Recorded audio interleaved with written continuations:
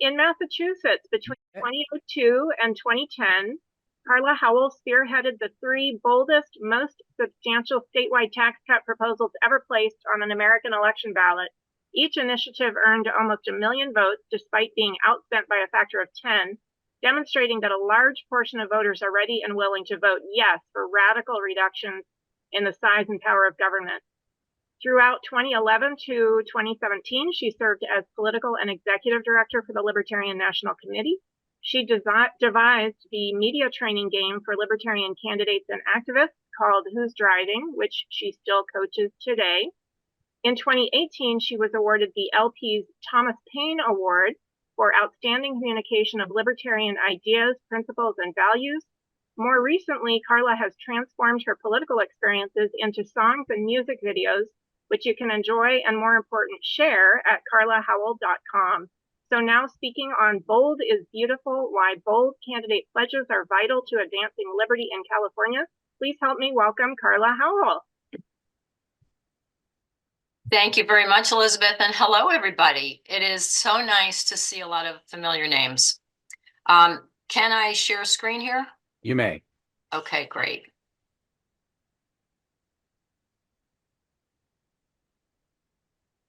All right, so I want to ask you all to ask yourself a question. This is not just rhetorical, and that is freedom just a pipe dream? Or do you imagine true liberty happening in America, actually making government small? In other words, are we as libertarians really serious about causing an end to war, an end to high taxes, high spending, and government control?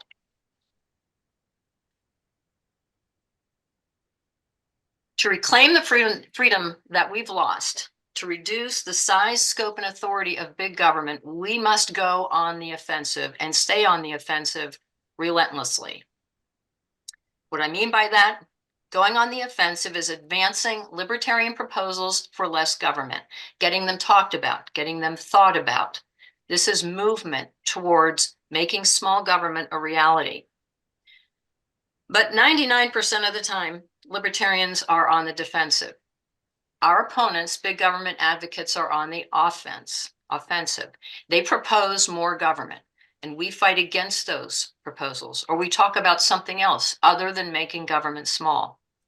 In this situation, big government is calling the shots. Big government is driving the narrative. Big government is the leaders, the entrepreneurs, and libertarians are following. We're being followers. We're on the defensive. But the most we can hope to achieve when we're on the defensive is to slow the growth of government, which is growing apace. To achieve liberty, we must be driving liberty. We must be putting our opponents, big government, on the defensive. Now, defensive battles against big government, which we've all been involved in, are honorable. They're good. We applaud. Hooray to those who oppose big government. They are our allies. But we must be on the offensive most of the time, and libertarian campaigns are the perfect forum for this. So how do our opponents win? How do they make government big? They do it by blasting voters with big government proposals 24/7. New wars, cancel student loans, lockdowns, vaccine mandates, CBDC, and on and on and on. Then they repeat them, so they're popularized, so people remember them. They become accepted, then normal, then inevitable, even if initially they're perceived as radical or nuts, as some people perceive our libertarian proposals to be. The master of this is Bernie Sanders. If you saw him in the Democratic presidential debates the last 2 times he ran, every time he got the mic, he put his proposals out there. Medicare for all, free tuition, make the rich pay their fair share, higher taxes. Does anyone not associate these things with Bernie? You probably do, because he was very good at putting it out consistently at every opportunity. Libertarians often lose because we talk only about what's wrong with government, or libertarian philosophy, or principles, or something else. And we neglect to put our specific proposals, our specific measures to shrink government out there. And When we do put our proposals out, we don't mention the benefits of those proposals. Liberty doesn't sell itself. We have to sell those proposals. And even when we do put out those proposals and those benefits, we don't repeat them nearly often enough, and therefore they are forgotten. These are our lost opportunities to expand public awareness, familiarity, and acceptance of libertarian solutions. So learn from the burn. Don't just criticize big government or politicians. Go on the offensive. Make our opponents fight against our proposals for less government. Put them on the defensive and repeat our proposals at every opportunity so they are remembered. You want to make them your identity, just like Bernie did. Let's say Libertarian Amanda Jones. People don't just remember Amanda Jones as a Libertarian running for a state office. She's the one who wants to end the income tax. That's how we want to be remembered as candidates. So choosing the right Libertarian proposal is critical. What makes a Libertarian proposal both effective and sellable? First, making it bold. Boldly shrinks government. Bold enough that neither our Democrat or Republican opponents will touch it. In marketing, they call this a unique selling proposition. What distinguishes you from your competition?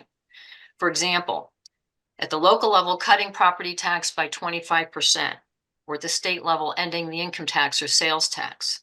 At the federal level, closing down the CDC, the FDA, NIAID, or you name it, any of many bureaucracies. Or reducing total government spending, depending on whether it's local, state, or federal. It could be anywhere from 25% to 75% or 90% or even more. You want it to be bold enough to yield big benefits, benefits for voters. So we give them a reason to vote for a third party. This helps overcome the spoiler argument. It's like buying a lottery ticket. Your odds are small, but you get a big payout if you win. Timid proposals are actually harder to sell because a small reduction in government yields small benefits and gives voters less of a reason to bother to get off the couch and go and vote. And whether you run on a timid or a bold proposal, the powers that be will oppose you just as forcefully. And we saw this in Massachusetts. Our initiative in 2002 to end the income tax won 45% of the vote. The 1990 initiative in Massachusetts, run by another group, which only took off 0.2% of the sales tax, of the income tax, won only 40%. And the opponents were the same, primarily the teachers union, using the exact same arguments against us. Bold proposals are game changers. Ron Paul for president in 2008 and 2012, Harry Browne for president in 96 and 2000. These are two of the most popular and effective candidates for liberty in modern times. Ron Paul created the revolution, they called it. Harry Browne grew the Libertarian Party fourfold. They were both on the offensive, constantly selling their bold proposals for much less government. Ron Paul proposed ending the Fed, ending the income tax, and his plan to restore America was full of very bold reductions in the federal government. Harry Browne proposed ending the income tax now, cutting federal spending from what was then $2 trillion to $100 billion, a 95% reduction, cutting the military from $300 billion to $30 billion, a 90% reduction. He called for privatizing and allowing immediate opt-out of Social Security, and he called for ending the drug prohibition now.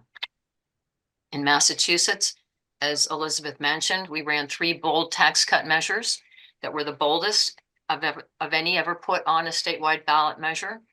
We came close to winning with 45% of the vote in 2002 to end the state income tax. In 2010, our initiative was to cut the sales tax, and we were actually ahead in the polls at one point before the Teachers Million pulled out millions of dollars and did a massive get out the vote campaign to drive down our vote totals. But we actually had the support of a majority of Massachusetts voters, and that doesn't count the people who don't vote, who tend to be much more in favor of tax cuts. So we changed the election dynamics in Massachusetts. Our issue in 2010 was the most talked about issue that election year in statewide politics. We had radio listeners calling in who would sell the initiative for us. We forced the teachers union to spend over $11 million that they couldn't spend on favored candidates, and we put big government on the defensive. Sometimes libertarians have this debate about whether to be bold or practical, or radical or practical. But a well-selected, bold proposal is actually easier to sell than a timid one and is therefore more practical. And the Ron Paul, Harry Brown, and our Massachusetts campaigns, as well as many others throughout the Libertarian Party's history, proved it. In 2002 and in 2010, I have no doubt that if every eligible adult in Massachusetts had registered to vote and turned out at the polls, we would have won those initiatives. The next criteria is broad appeal. You want to pick something that appeals to a sizable portion of the voter base, but not necessarily, you'll never appeal to everyone. Don't try. But you want to get a sizable, even if it's a minority, a significant minority. For example, cutting the property tax at the local level benefits virtually every voter. The majority of people who show up to vote for local elections are homeowners, and they get a direct tax cut with a property tax cut. Renters get an indirect benefit through rent reduction. In contrast, something like reducing eminent domain usually only affects a small portion of voters. In fact, many voters don't know what eminent domain is. Next criteria is to identify the benefits to voters. Make sure that it has significant benefits. Now, most libertarian candidates, in my observation, neglect to identify the benefits and talk about them. Or they mention them at some point, but they neglect to repeat them often enough that they're remembered. Remember, this gives voters no compelling reason to vote Libertarian if they don't remember them. So we should be telling the truth. We're withholding as libertarians the tremendous benefits of liberty. They're there, they're huge, we should be talking them up. We don't want to talk them up the same way that advertisers do. They don't run just one ad, right? They run blocks of ads so that you remember things like that Liberty Mutual allows you to only pay for what you need. And My Pillow will give you the most comfortable sleep you've ever had in your life. That's what we want to do with the benefits that we can associate with our proposals for less government. Examples of benefits: a sizable tax cut means a sizable pay hike, money in your family budget. Ending the deficit will stop inflation, create a higher standard of living, and financial security. Cutting taxes, cutting government spending, and/or cutting government regulations. All of these create more jobs. That means not just more jobs, but better and higher paying jobs, more job opportunity. These are sustainable jobs that do not cost taxpayers anything. Our opponents, big government advocates, talk about creating jobs by spending your money, but all they're doing is taking away your ability to create jobs by spending money. In fact, they're doing even worse than that. The jobs created in the private sector because we give people back their money or because we reduce regulations produces jobs that have real value, that are there as a function of market demand. And as a result of that, there are more happy customers and more satisfied employees because they're doing something that they know is doing other people good. I've seen a number of studies, all of which show that less government means more jobs. In Massachusetts in 2010, when we did our sales tax cut initiative, it showed, the Beacon Hill Institute did a study that showed that that tax cut would have resulted in a net of 17,000 more jobs, and that's net of government layoffs. So it was 30-some new jobs and 15,000 or so government layoffs, a net increase of 17,000 jobs. So lower taxes means more jobs. We way undersell this point of liberty. It hasn't been as much of an issue in recent years with low unemployment, but that could change any time. And it also means more job opportunities and higher pay. So this is a very critical benefit we should be talking about. But keep in mind that tax cuts alone don't do this. They have to be accompanied by equal spending cuts total spending going down, and of course, never replacing those taxes with some other tax to so-called pay for it. And if you only do tax cuts like the Republicans do, of course, that results in deficit spending and inflation at the federal level. Next criteria is to spell out the specific measurable reductions in government that you propose. This, again, distinguishes you from your opponents who don't want to be pinned down to any specific measurable result. Again, more USP, making yourself unique and differentiating you from your competition. All politicians are for reducing government waste, but few of them promise anything specific. Your specific proposal will expose, not only distinguish you from them, but expose their inauthenticity.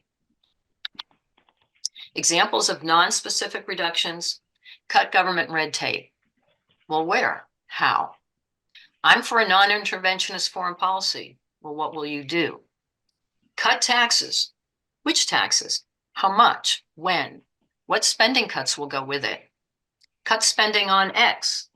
Well, what will you do with the savings? Spend it somewhere else on government so it makes troubles elsewhere? Or will you cut total spending and shrink government? That's what we should be doing. Excuse me. Examples of specific reductions at the state level: end the state income tax now and return $90 billion to the taxpayers who earned it. I made a guess there as to that's how much is collected in California. Someone should check that number, but it's somewhere in that ballpark. If you want to expand health freedom in your state and the CON laws, the certificate of need laws, and government barriers to healthcare charity, free healthcare for the poor, and end all health insurance regulations now. For the drug war, end drug prohibition and free nonviolent prisoners convicted for nonviolent drug offenses on day one. Cut the federal budget from $6.9 trillion, where it is today, to $3 trillion my first term in office. That could be a presidential proposal. End funding for the war in Ukraine and Israel. Close all foreign military bases and half of all domestic bases. Cut military spending in half and bring our troops home now. These are specific.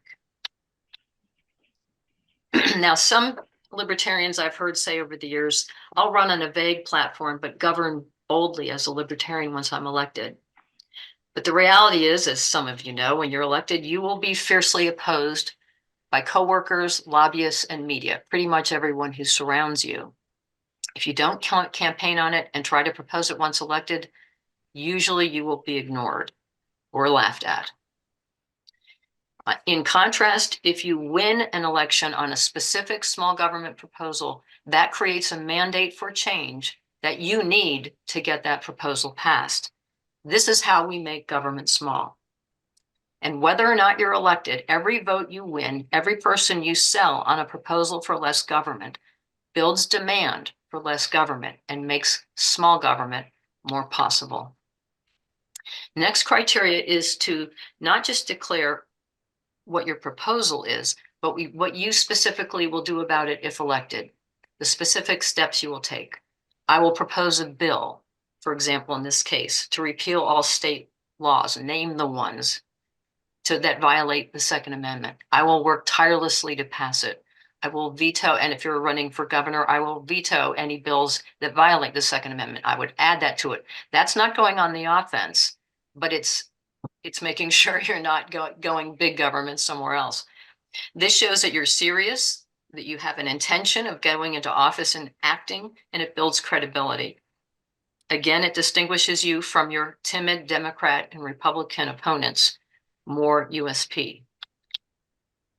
You can also build support for your specific bills that you plan to propose if elected by seeking endorsements. One of the things we did with our ballot initiatives in 2002 was we got 12 libertarian candidates for state legislature who were on the ballot, along with a candidate for state auditor and one for Congress, to endorse our End the Income Tax initiative. In 2010, in addition to getting libertarian endorsements, we got, I believe it was a couple of dozen Republican candidates to endorse our initiative, 4 of which who won their elections to the state legislature. Last criteria is to make sure it is simple and easy to grasp, because there's no time to explain a complex proposal much like this Rube Goldberg invention that is indirect and silly and confusing. Time is short and valuable on the campaign trail.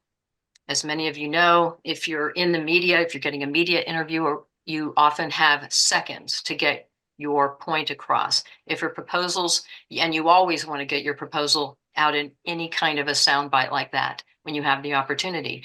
So you want to pick proposals that you can explain in a small number of words and that the listeners can grasp easily. Complicated proposals are hard to remember. Simple ones are easy to remember. Examples of convoluted proposals. Pass a law to give local municipalities the option to cut their property taxes so they can compete for citizens in other towns with lower taxes. But this assumes people can easily move their families to another town for a tax cut. Why not just propose cutting everyone's property taxes statewide by 25% or more? Privatize the highways by granting a lease to management companies that can charge tolls. Why not? A lot of these have been enacted around the country, as you probably know, and who knows whether they're saving money. I don't see any state budgets going down. They're all going up. Why not just cut highway spending by 50% across the board? I can almost guarantee you there's at least that much waste. Examples of simple proposals at the federal or state level: end the income tax and keep the money you earn. Restrain big government spenders by ending the Fed and legalizing all currency. Keep your home affordable by slashing property taxes. And repeal laws that disarm innocent law-abiding citizens to make our neighborhoods safe. So you want to prepare your proposals and check that they meet these 6 criteria. Bold, they need to substantially shrink government. Broad appeal positively affects a lot of voters, yields many positive benefits for voters. Spell out the specific reductions that you propose and the specific actions you will take if elected, and make sure it's simple and easy to understand and therefore memorable. Then what most libertarians skip is preparing your benefits. You want to brainstorm to get an initial list. Talk about, to come up with as many as you can. Get input from others. You can use these websites, lp.org/who's driving, and these 2 archived websites from our Massachusetts tax cut ballot initiatives, rollbacktaxes.com and smallgovernmentact.com. Both of them are loaded with rhetoric you are more than welcome to use in your campaigns, or if you're just speaking in a non-campaign capacity as a party spokesman, or you have an opportunity to speak somewhere. Then what you want to do is reverse engineer. You want to take a particular program that you're proposing to eliminate and list all the bad things that that program does. Libertarians are good at this part of it.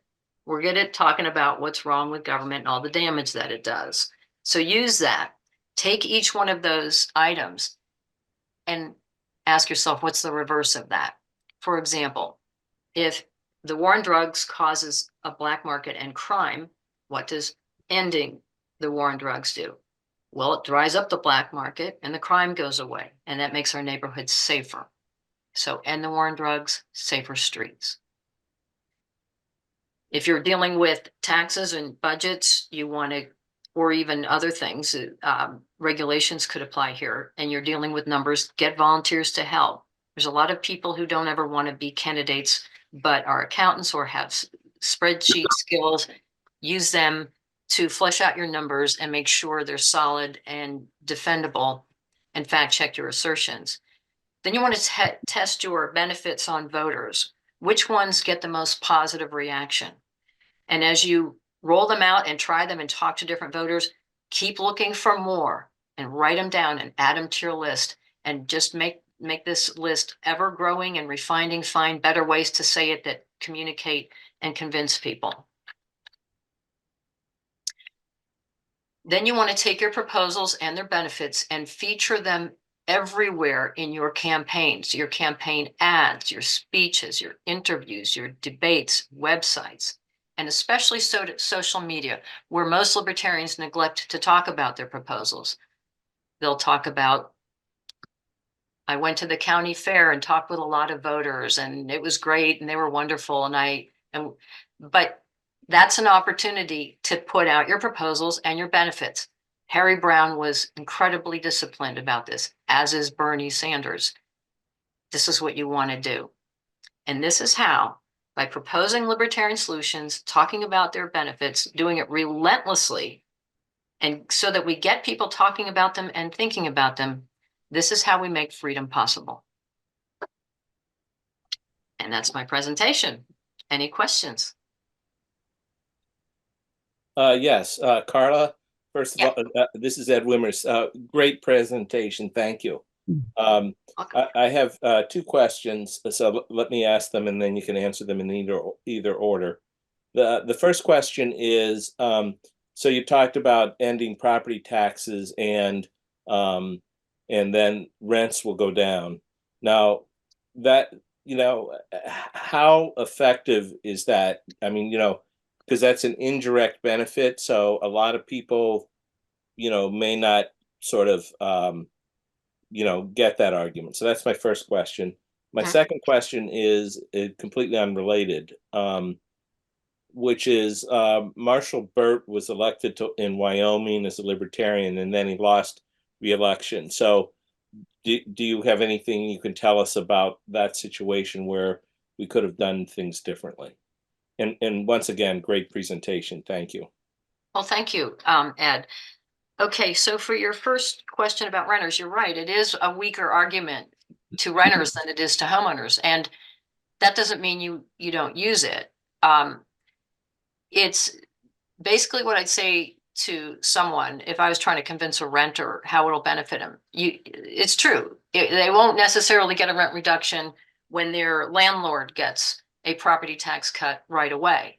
But what happens with rents, everyone who pays rent, that rent was calculated based on the landlord's costs.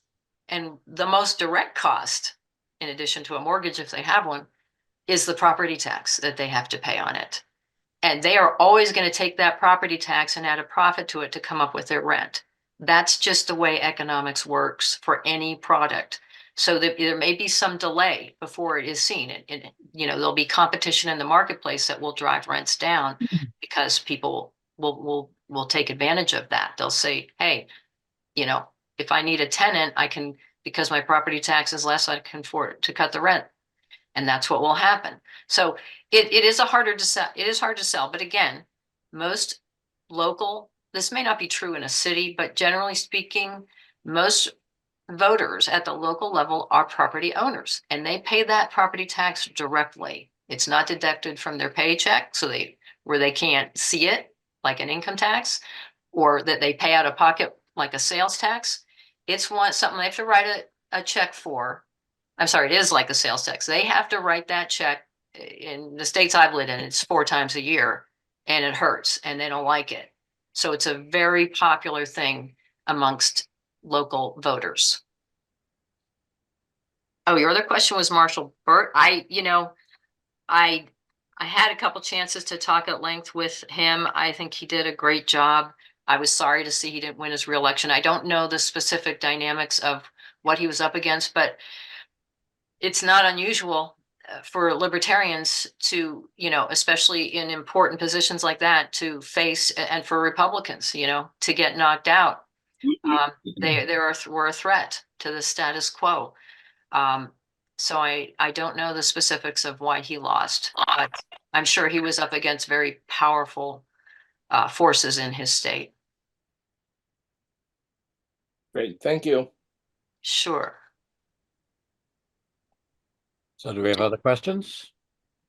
Yes. Is interesting. I've watched Trump talk a couple times and he'll talk not ad nauseum, but for a good hour or so. And it's for the crowd, it's very entertaining. And basically my question is this: it seems like we've moved into an age where the voters align more with identity politics and tribe politics.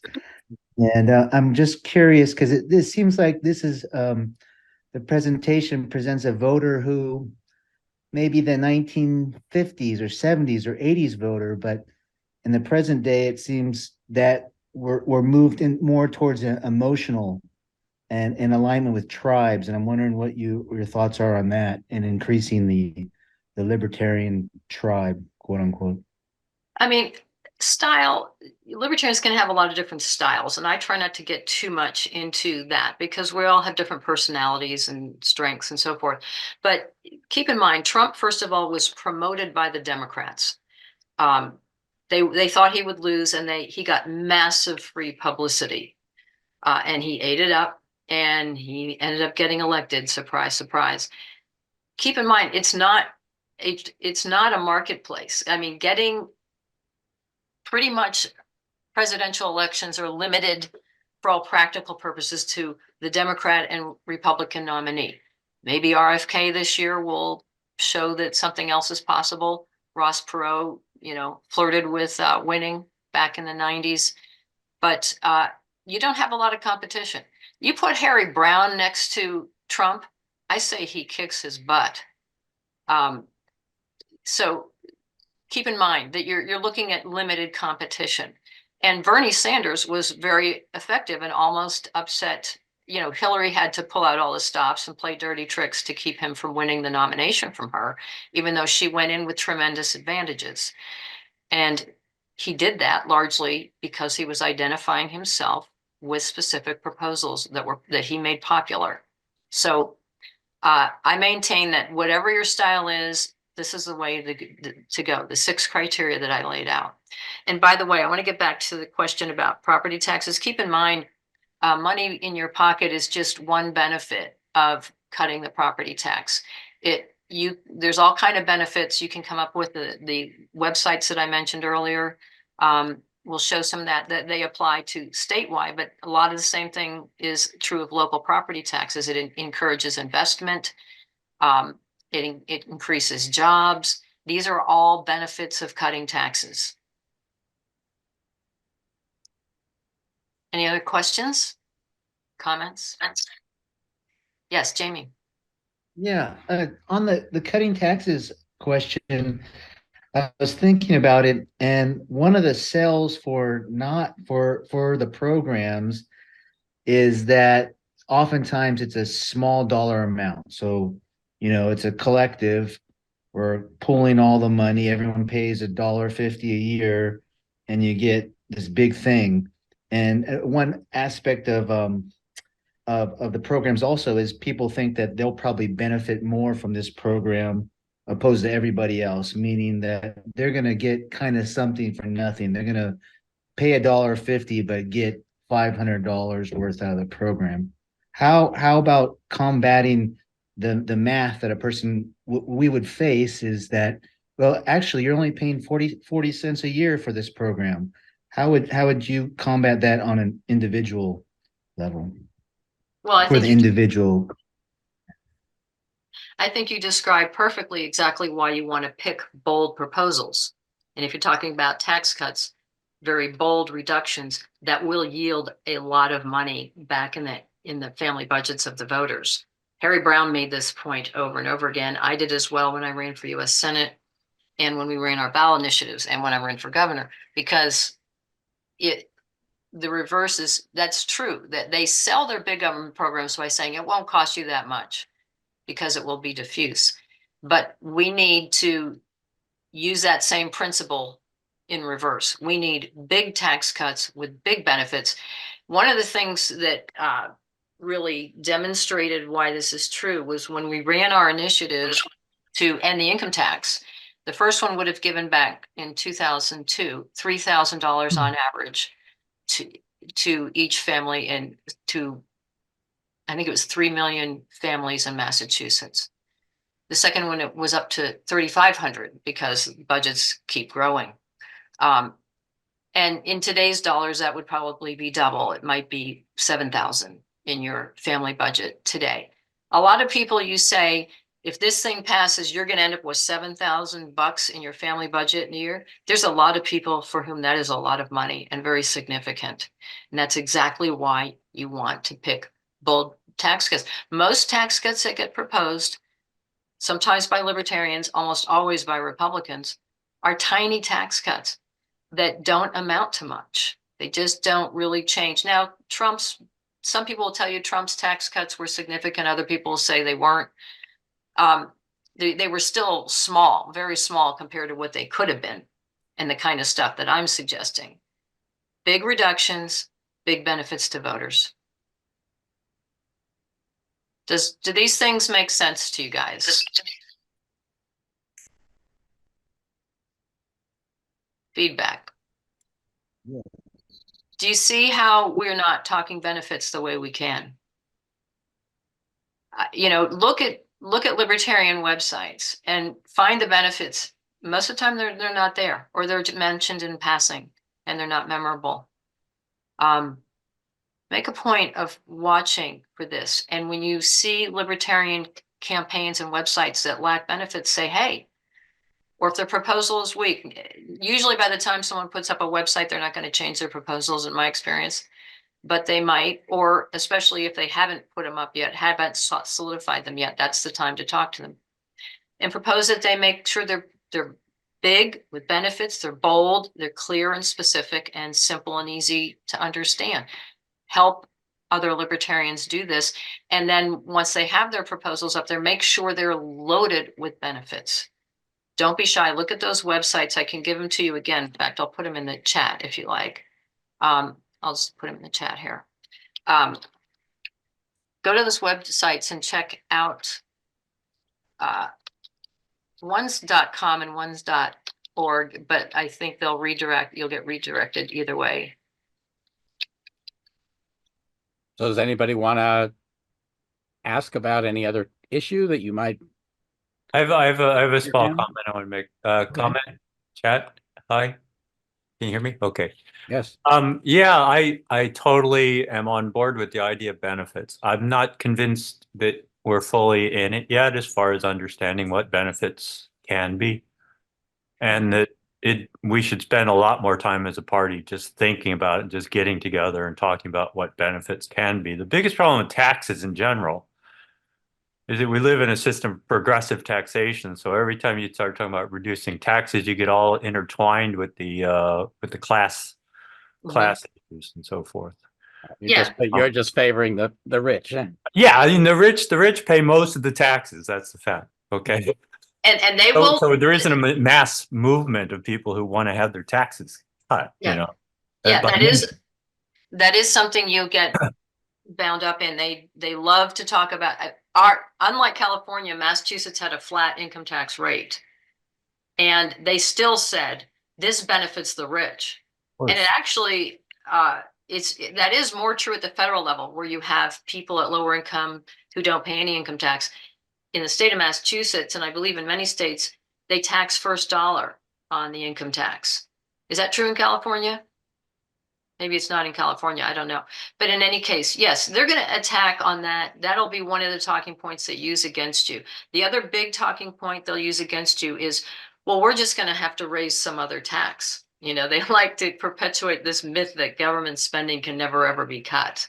And you just have to say, absolutely not. All spending is discretionary. There is tremendous waste, overspending dramatically. Families are having to cut back. Government needs to cut back too. I mean, I mentioned earlier cutting the federal government back from today's $6.9 trillion to $3 trillion. It wasn't that long ago when it was $3 trillion. When Harry Brown first ran, it was 1.6, I think, or 7, and then it got up to just under 2 trillion when he ran in 2000. Now it's 6.9 trillion. That's insane. Yeah, Joe Jorgensen, sorry for interrupting, Carla, but I loved how Joe Jorgensen in 2020 would harken back to her 1996 campaign with Harry Brown and say the national debt then was only whatever it was. And she said, that seems so quaint now. Yeah. And that's another reason to be bold, is we just can't afford to fool around. I mean, this country is being swallowed in debt. So there's every reason to just compare it to what businesses and families have to do. They have to cut back. They have to spend within their means. That's all we're even talking about here. And we could talk about even more, but. there's also the matter of, I guess, the budget in general and what people think they're getting out of it. I mean, for example, the billions of dollars that we're sending to Israel and Ukraine, right? And what I guess we're supposedly getting out of it is freedom Yeah, for these other people, yeah, but it's not, trying to, it's a great set of sound bites to say, well, if we don't send them this money, then it'll be a win for Putin. yeah. Okay, but, and I guess, how do we get the libertarians not to just sound like heartless Heinz for not sending them this money? Okay, so first of all, you're talking on their terms. You're allowing them to define the narrative, right? That's their definition that we have to save people. Well, first of all, what I usually propose when you're reacting to somebody's proposals for more government, like sending money to Ukraine and Israel, is you first of all destroy it. You quickly. You don't want to get lost forever in a long dissertation about what's wrong with government. You say the war in Ukraine has killed hundreds of thousands of people. The war in Israel is killing tens of thousands of people so far. They're highly destructive. This is and we've been doing this for decades, my whole life. We've been supposedly helping the Middle East, but just causing continual warfare. It's been a disaster. Boom, just say something very strong that just discredits their claim. Then you quickly move to your narrative. I propose a non-interventionist foreign policy. We need to quit interfering in other countries that waste taxpayer dollars, destroy lives, destroy property. I propose that we cut the military, lay out the specific steps, close bases, bring troops home, and then talk about the benefits. This will create peace. This will create a world of peace where we negotiate, where we have diplomacy, where we're friendly, where we trade, where we travel freely, where we can visit relatives, where we don't have the threat of the terrorist threat that we have because people hate the American country or government or even people and blame us all for the actions of our government. We will be safer. We will be more prosperous. We will have a friendly and harmonious world. You get into the benefits and you talk them up and talk them up. Does that answer your question, Kanita? I'm trying to think about how that would play. I think what you mostly get hit back with is fear, because if we don't help Ukraine, then Putin wins, and he will then start coming after NATO allies. And if we are a member of NATO, if they attack Poland, we're bound by treaty to go to war with Russia because they're attacking Poland now, right? I mean, we can just send money and stuff as long as they're not attacking a NATO country, because Ukraine, but once Ukraine's in NATO, that's different too. That'll be okay. different. Well, too. first of all, some will say that it is unwinnable. Ukraine cannot and will not win this war. All we will do is prolong the agony, the money down the drain, the lives lost, the property destruction. That's the result. That's the result that our intervention has caused. It has not driven the Russians out. It has not ended the problem. And most of the time when we intervene, that's what happens. It happened in Vietnam. It happened in Iraq. How many times do we have to fail to prove that the US military is not competent and not creating a positive result? They're creating very negative results. We need to stop. We need to do something very different. And then again, lay out our specific proposals and lay out the benefits. Bring troops home so that troops are reunited with their families and not separated for 6 months out of the year or longer. Cut spending so we can cut the income tax and stop inflation and stop deficit spending so that you can afford groceries and be financially secure and secure in your retirement. Go back to your benefits, go back to your, again, you want to pivot away from their narrative to ours. You want to quickly discredit any claims they make and pivot back to our proposals for less government and their benefits. So is there anybody else who has a question? We've been at this, let's see, it's now 4:35. Yeah, I have a question. Okay. Carla, we're kind of, I mean, we're only a month away from our primary here in California. We have 3 candidates. Well, I think we have 5 throughout the state, 2 in this county, and Gail Lightfoot, plus some others.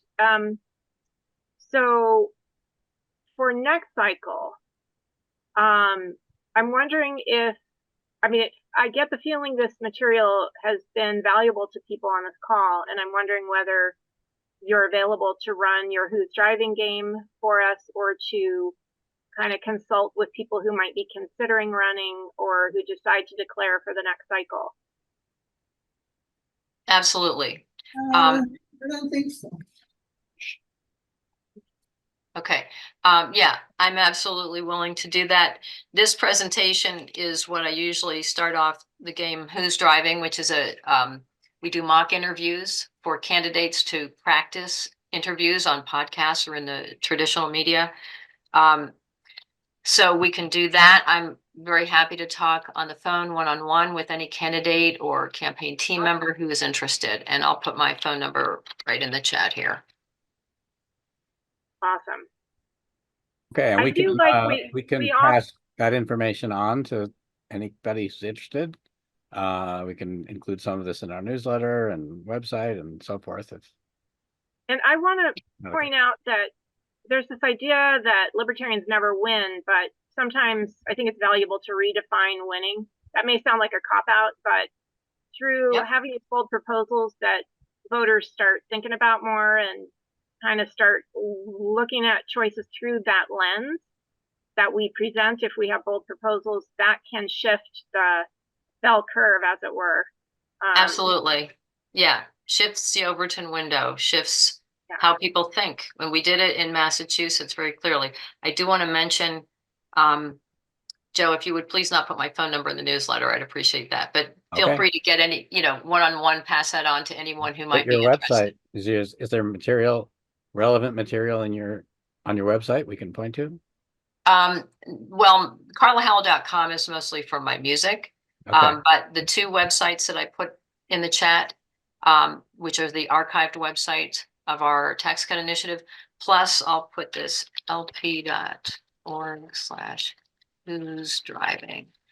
This is the website. It was created when I was on staff of the game Who's Driving, how to play it, a lot of the material I've been talking about here. It hasn't been updated in a while, so some of the proposals and numbers are out of date, but the principles are still the same. So those are all resources that you can use. To follow up on that same line of thinking, is there, if we wanted to support, what you're doing, is there a place, we can make donations or, Thank you. Not right now. I mean, I co-founded the Center for Small Government in 2005, and it is not active at the moment. It is likely going to be reactivated in a not so distant future, and that's related to all this.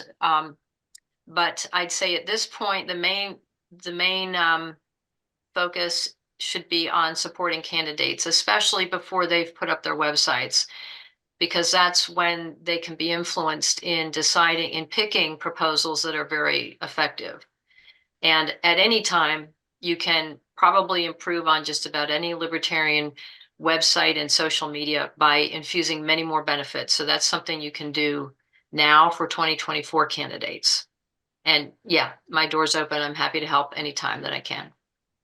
Awesome. Carla, this has been amazing material. Ed, thank you for that question about where to donate. Maybe when Carla revives the Center for Small Government, we can ask that again. So Carla, thanks for all you do, and thanks for being here today. We appreciate your time and your expertise. And let's give it up for Carla. Get that mouse on that applause button down there. Thanks, and good luck to all of you. You guys are great, and I wish you every success. Hey, thank you for coming to speaking with us. You're welcome. Thanks. Have a great day. You Thank too. Thanks. Bye-bye.